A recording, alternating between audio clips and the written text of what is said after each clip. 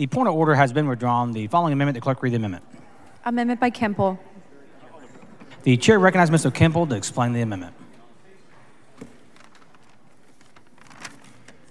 Thank you, Mr. Speaker. This amendment makes a number of perfecting changes. First, we ensure that promoting the differential treatment and providing special benefits to individuals on the basis of their race, sex, color, or ethnicity is captured in the definition of a DEI office. For further oversight, any policies, procedures, or trainings designed or implemented in reference to race, color, sex, or ethnicity must also be approved by the Higher Ed Coordinating Board. Additionally, the state auditor will conduct a compliance review of each institution of higher education once every 4 years. If the state auditor finds that an institution of higher education is not in compliance with this act, the institution of higher education will have 180 days to cure the violation. If the institution of higher education fails to cure the violation, they will be ineligible for funding increases in exceptional items in the following biennium. This amendment amends subsection C of the bill, replacing the existing language with the provision that affirmed the ability of an institution of higher education or their employees to submit a statement to a grant provider or accrediting agency that highlights the institution's work supporting first-generation college students, low-income students, or underserved student populations. Lastly, the amendment allows a student or employee of the institution that is required to participate in DEI, participate in DEI training to bring action against the institution for injunctive or declaratory relief. I move passage. Mr. Speaker. Ms. Collier, for what purpose? Will the gentleman yield for questions? Gentleman yield for questions. Yes. Gentleman yields. Chair Kemple, thank you. Just wanted to go over the part where you said you're removing on page 4, lines 1 through 12, correct? That deals with the governing board of institution of higher education may approve the institution's implementation of a program. You're going to delete that section. Is that correct?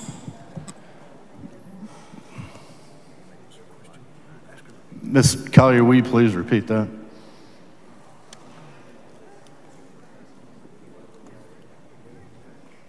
Did you say yes? No, ma'am. Would you please repeat your question? Sure. On page 4 of the committee of the bill that in front of us before you move passage, page 4, lines 1 through 12, you're deleting that and replacing it with a different provision, correct? I'm looking at page 2 of your amendment. Page 4, lines 1 through 12. 1 through 12. And you're going to substitute with this part that says nothing in this section may be construed to limit or prohibit. So you're going to delete the other provision in page 4 that currently exists on lines 1 through 12, correct? Correct. Okay, so one of the items in here under your current, on the bill before us, says that the governing board may approve an institution's implementation of a program if the board determines that the program is necessary for the institution to comply with the terms of a grant awarded by our contract with the federal government, a private entity, or nonprofit organization. You are removing that. And so my concern is that there's not going to be coverage for our universities to comply with the terms of Mrs. a grant. Kelly, I understand. We don't think it's necessary. We've applied for grants in the past. This bill maintains requirements already enshrined in federal law, so whatever information universities collect would still be consistent with what the feds require. Well, it's not only the feds, because in the original, it said nonprofits and private entity. They give grants too, so. We would say that it's our understanding that they would, applying for those grants would be satisfactory with a statement? The statement, yes, ma'am. Okay. Faculty research is completely exempt from this bill, so grant funds are unaffected. Well, it's not just research grants. There's different types of grants that are available to help improve or encourage a diverse population. So my concern here is that we are eliminating funding opportunities for our universities for those types of grants that may require more than a statement. I understand what you're saying is that your understanding is that most grants just require a statement, but how do we have evidence of compliance beyond a statement?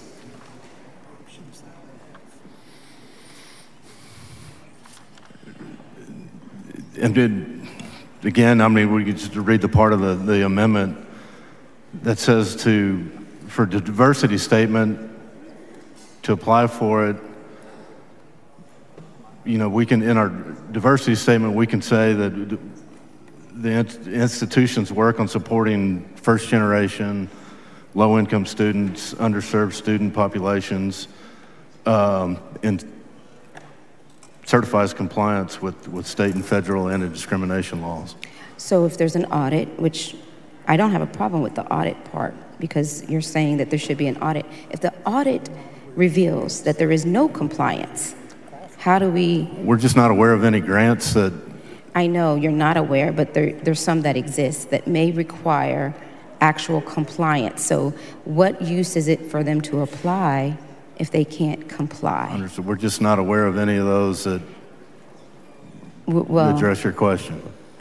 That's why we need to be concerned, because if you're not aware, there may be some that exist, and we may be limiting opportunities for our universities to apply for funding that may rely on certain programs or representations to show evidence of compliance.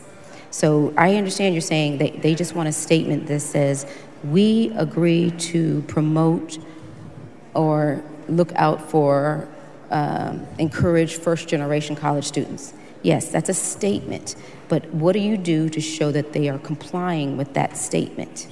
Is there anything in I this? just don't have an example, and we think what we've put in the amendment is satisfactory to apply for those grants and ultimately receive them. Well, you can apply for them, but it doesn't mean that you're complying. Then you have somebody who's not in compliance because they don't have evidence that they've complied beyond a statement. And so this is where I'm concerned that there may be a clawback and our universities have to turn dollars in because they can't prove that they've complied. So I want to know if there's been a contemplation to add to your amendment that they have to comply. If they are awarded a grant, they should be able to comply with the terms of that grant. That's what I'm asking. If that's something, because it was in your original bill. In this one, it was there. There was protections in place. Now they've been removed. And in conversations with stakeholders and others involved, we do believe that with the language in the amendment, we will be able to satisfy applying to and receiving those grants. You'll be able to satisfy compliance with the statement? Applying and complying with state and federal anti-discrimination laws. Okay, so then is it your position that if a private entity or nonprofit has certain requirements in it that deals with increasing diversity at the university through certain programs, that they should not apply for those because it's not aligned with? Yeah, we love diversity. We don't have a problem with diversity. I understand that. I understand. Thank you.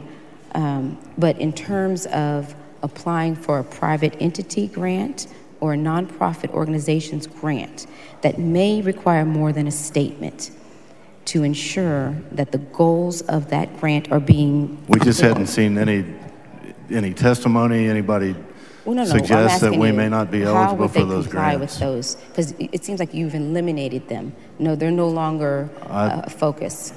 I would say that we are not eliminating them. Well, they're not specifically mentioned in this new amendment that you have. You only say state and federal anti-discrimination laws. You don't say the terms of a grant from a nonprofit or a private entity.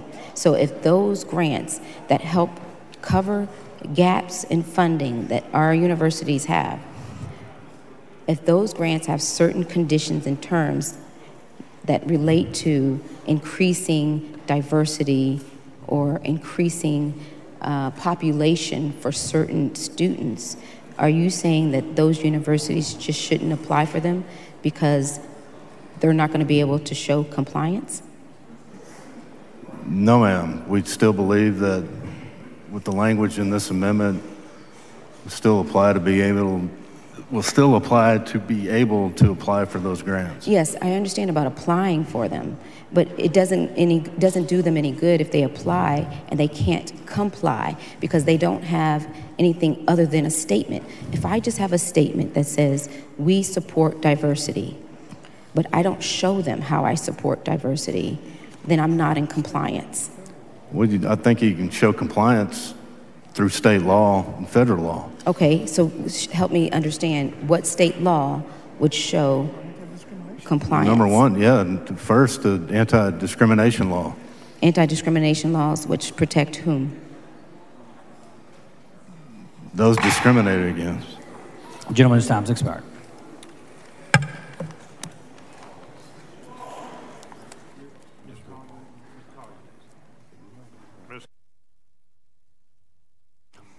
Members, we are waiting on an amendment to the amendment.